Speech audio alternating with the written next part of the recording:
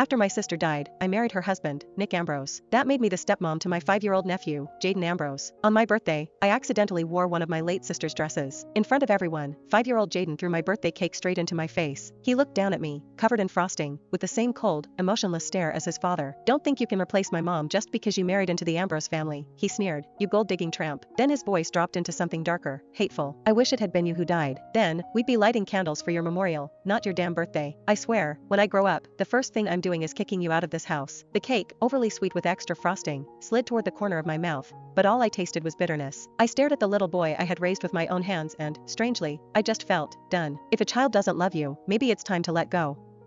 But after I left, both Nick and Jaden came crawling back, full of regret, begging me to forgive them. "Aria, are you sure about divorcing Nick?" Mrs. Fusco asked me over the phone, her voice full of concern. "Jaden's still so young. He needs you." I stood at the stove, one hand braced on the counter and replied calmly, "I married Nick because of the agreement. Jaden's 5 now. He can take care of himself. He doesn't need me anymore." I owed Mrs. Fusco a huge debt. To repay her kindness, I agreed to a 5-year marriage contract. 5 years of playing house, acting like the perfect Ambrose wife, taking care of Nick and his son. But the contract ends tomorrow. I'm finally free. Before she could respond, I felt a sharp sting on my forehead. Something hard hit me. A rock clattered onto the tiled floor. My hands flew up to cover the gash. Blood trickled down my face as I turned to see Jaden standing just outside the window. His arms were crossed, eyes narrowed with disdain. "Snitching to grandma again? Looks like that little lesson I gave you wasn't enough.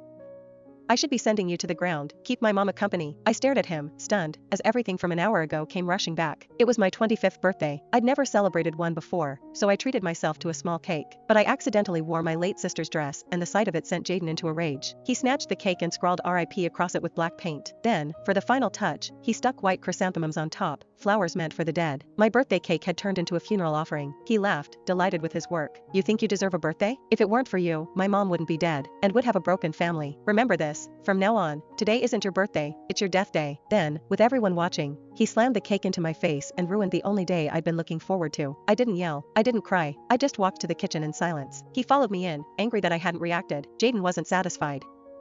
"What, you upset now? You're so petty," he snapped. "I swear, when I grow up, the first thing I'm doing is kicking you out of this house." I looked at him, this child I'd poured 5 years of love and energy into, and felt my heart sink. I was so tired. "You won't need to," I told him quietly. "I'm leaving this house tomorrow." Then I walked out and went to the living room to clean up the wound on my forehead. I was bandaging my bleeding forehead when I heard the shattering of glass from upstairs. A chill ran down my spine. I ran up the stairs and found the only keepsake my mother had left me, a jade bracelet, smashed into glittering pieces. The shard sparkled under the light, stabbing into my heart.